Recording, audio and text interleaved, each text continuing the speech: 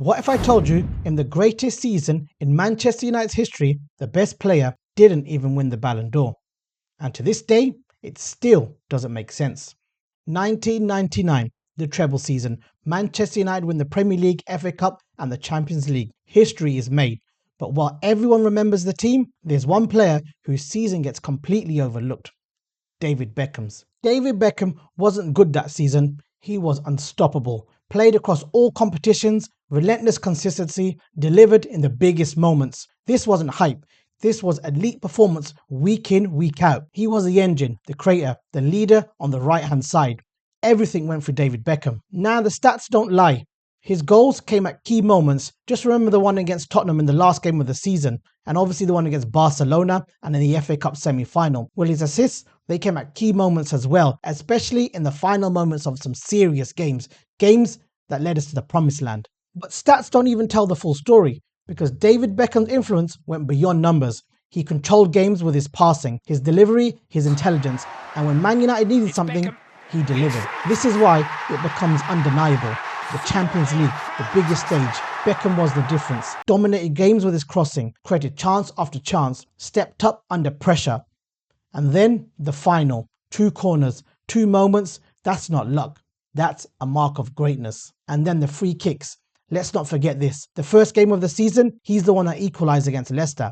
Beckham's set pieces were basically a weapon. Remember the one against Barcelona. Teams feared giving away fouls because from 25 to 30 yards, he could change the game instantly. So how does he not win the Ballon d'Or? Instead, it goes to Rivaldo. Now don't get me wrong, Rivaldo was a top player, but did he have a treble season?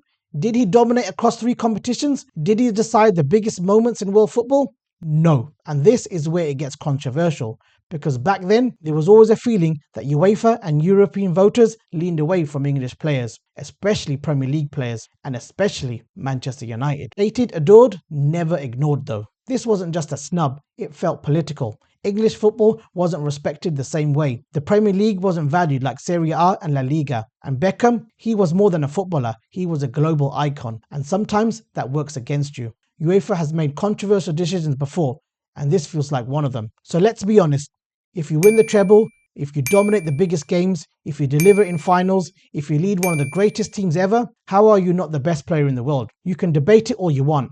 The truth is simple. David Beckham was the best player in the world in 1999, and he didn't win the Ballon d'Or. And that's not just unlucky, that's one of the biggest robberies football has ever seen. A damning indictment of the system, because history says treble winners define greatness, but somehow the man who made it happen didn't get recognition he deserved. So what do you think? Was David Beckham robbed in 1999? He was clearly the best player in the world. So I hope you like this video. Please like and subscribe, and I'll see you on the next one.